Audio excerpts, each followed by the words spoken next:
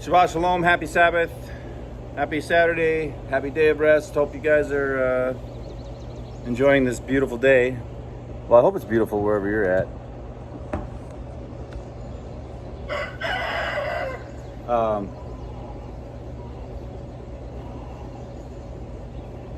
This morning I just want to take a quick look at John 12, kind of interesting. Yesterday we were in John 11 and discussing Martha versus Mary, and a lot of people, Martha gets the short end of the stick by a lot of pastors because she is strong, busy, and in it to win it. She has a different style of walk, and we all do. So it's a terrible travesty, in my opinion, what people have done to the Martha. Like, don't be a Martha, be a Mary. Nah. Be a Martha, absolutely. And if you're Mary, be a Mary. And if you're Martha, sometimes be Mary. And if you're Mary, sometimes be Martha. Okay? Martha aggressively sought the Savior, and she aggressively sought to take care of people. Okay? That's absolutely as important as sitting at the feet of the Savior and hearing. Be a doer of the word, not a hearer only. Okay? So there is absolutely everything positive about being a Martha or a Mary, because you want to be both. Okay?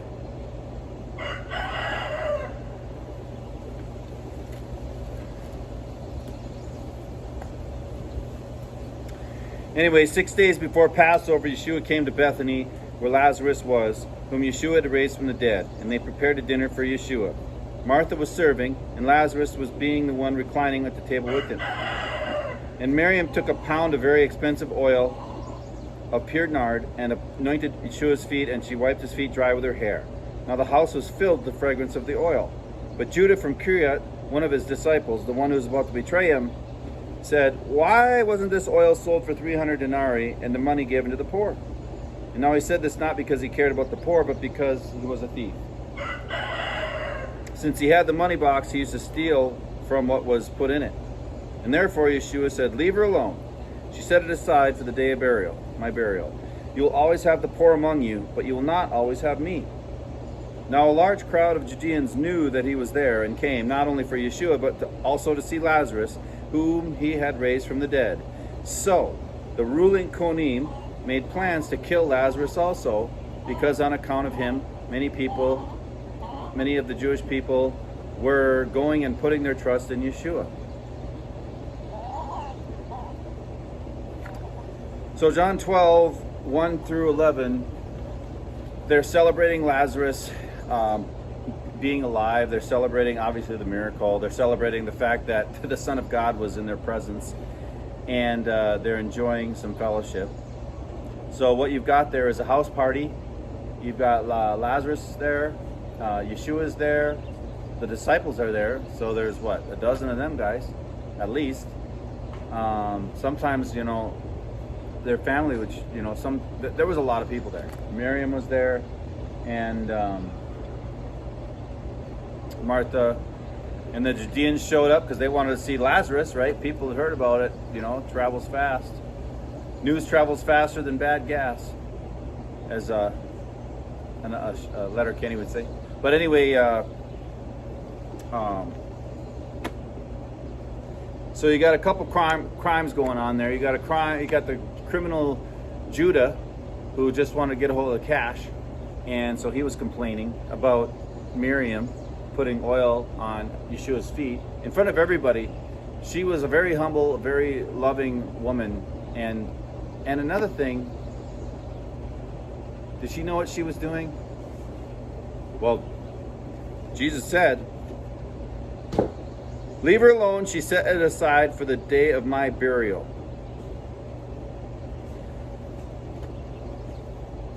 So clearly Martha and Miriam, and then as well Lazarus, had a better idea of what was going on than even Jesus' disciples. So that's true a lot of times. the guy that's sitting in the corner may or may not know more on what's going on than the guys in the inner circle, right? So then you've got the people, the crowd that came to see Lazarus, the spectacle. Then you've got the Kohanim, the Pharisees, that came because they wanted to kill not only Yeshua, but they wanted to kill Lazarus. Kill the guy and bury the evidence. So that's kind of neat. So that's John 12, 1 through 11. A lot is happening. And there's a big crowd on the next passage, but I'm not going to get into that. So I guess I'd like to pull from this is Martha. We need Marthas because we need to have the managerial, organized people when it comes to any situation. You can have all the visionaries you want, but you're all going to be arguing about the color of the silo if you don't have the people that are managing the build. You know, you can have the best, try to have the best banquet, and you're going to have a bunch of rotten meat and salmonella poisoning if you don't have the people in charge of refrigeration, organization, layout, take up, clean up. Martha was just a beautiful example of a very strong female, and she always gets the short end of the stick, and that sucks. So if you take nothing from this, you better appreciate the busybody women and men, but this is a Martha thing. So you better appreciate the busybody women and the managerially orientated women in your life, because without them, nobody takes care of the discrete tasks. Nobody either takes care of the baseboards or assigns someone to take care of the baseboards. No one takes care of the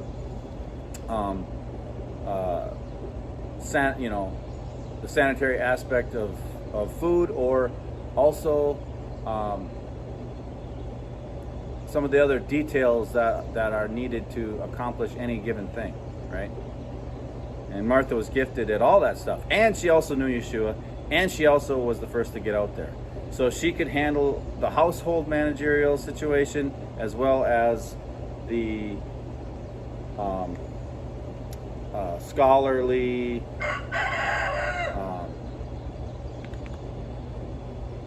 I guess I don't know if you would call it evangelical. But she had a lion's heart. Okay, so that's John, wrap up 11 and 1 through 11 and chapter 12.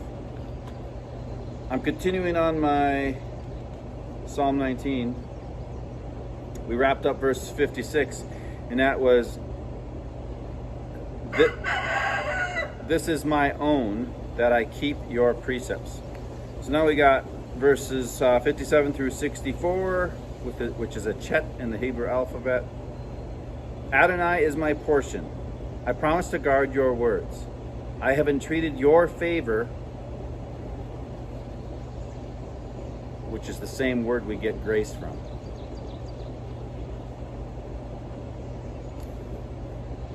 With all my heart, but be gracious to me according to your word.